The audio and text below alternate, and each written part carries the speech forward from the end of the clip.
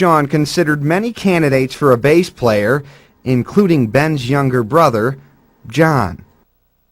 They didn't end up looking very far or drinking very much before settling on a friend, co-worker and roommate Chris Carr, to play the bass.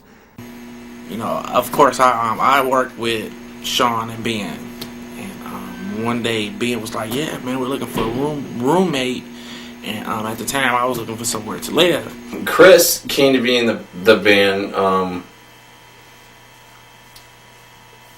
Well, that's kind of a funny story. We had talked about, all right, who's going to be in our band.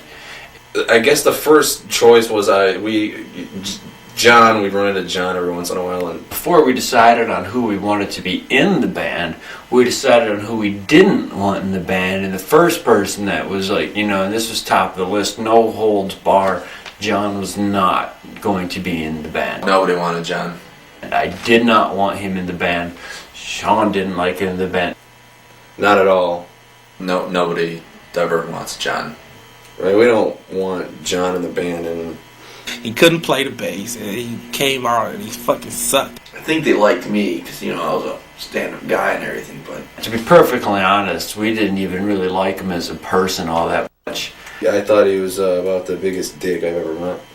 They didn't like John, you know, and when I met John, I didn't like him either, you know. Chris just happened to come by one day and we're like, "Hey, you want to play a bit?" Because John was actually in the other room.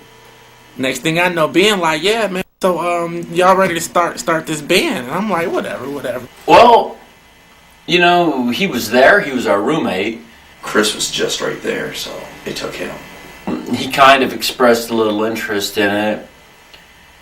They settled for Chris, basically. And, well, we were pretty drunk.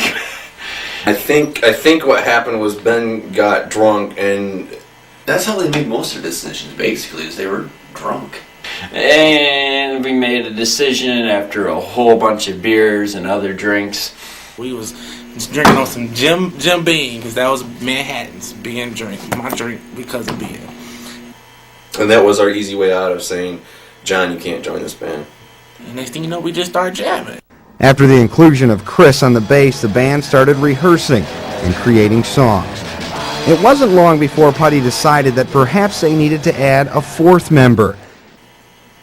We had thought about adding another guitar player to just sort of thicken up the sound so that we could have some solos in it. And we were, like, well, who should we get? In their usual drunk decision-making style, Putty decided that Sean's younger brother, Mark Seaman, would be the guy to create the hard-rockin' guitar licks that they were looking for. Mark's an okay guy. Mark just showed up. I wasn't really sure though, if I really wanted him in the band. Mark joined the band, well, because his dad was kicking him out. I kicked the boy out because, he's not Sean. He needed a place to go. And I think it was kind of like him rebelling against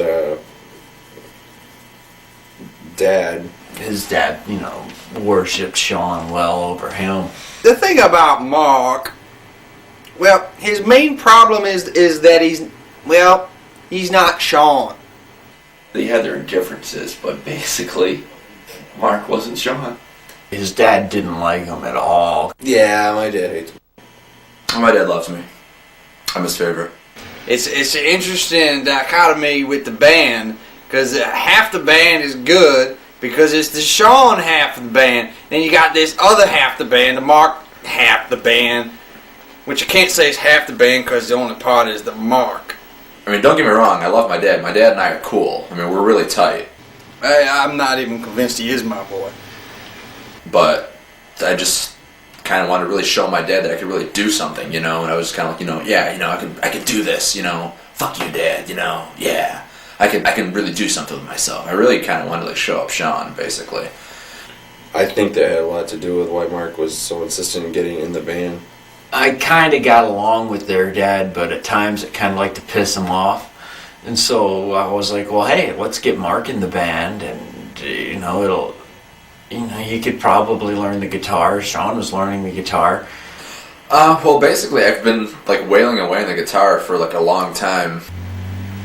I tried to encourage the boy to play some good tune, but he always came for just the worst shit. I played in Panama. The boy played me Panama. God, he knows what that means to his mama. I guess my dad just doesn't really like Panama. I didn't want no Panama. I want Atomic Punk, boy. He really wanted to hear Atomic Punk. He really liked Atomic Punk. That was always his favorite Van Halen song. Panama. Mark's misfortune in playing Panama was what inadvertently brought the whole band together. Next thing you know, everything just kind of turned serious, and then we, had songs. But problems were already lurking beneath the surface of the just completed ensemble. Chris was unhappy with the direction of the band. Sooner or later, I thought that it was going to be going more of a electronic computer style with a little, hip hop, computers, synthesize, all that type of shit. I thought it was going to go that route, but it didn't. He loved his friends and he loved making music, but could no longer deal with Putty. The boys they was rock. They rocked out. I can't knock them. I loved it. And so, before they had even played one live show in front of an audience, before they'd even finished their first album, Chris Carr left the band. They agonized over who would replace Chris. We needed someone, and we were going over who would play with us, who would be willing to, who we would accept. They drank a lot. And then, the inevitable conclusion. John. John either was told by Ben or thought he was told by Ben, you can join. We got really, really drunk one night and just said, I think it even started as a joke. They were just like, well, who's going to replace Chris? And the natural punchline to that joke is John. The time came when they needed me. I was their man. Wouldn't it be funny? And we laughed and we're like, oh, we could get him in, we'll kick him out. We were incredibly drunk when we called them. And they were drunk. Ben just didn't have the nerve to say you can't. And he was drunk. I mean, really drunk. When we went to tell him that it was a joke, well, we got drunk and forgot.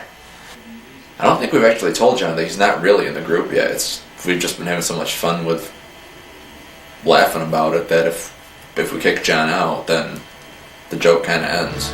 Joke or no joke, John was here to stay. No hangover could change that. Putty put together their first album, Memory and the Lack Thereof, and began touring the local bar scene. All right, thank you for coming out tonight, and thank you for sticking around. Coming up, how one man could ruin the dreams of a fledgling band. He was the worst manager ever. I think I was a great manager. And how Putty could turn their grief around to make their rock and roll dreams come true. When Behind the Music continues.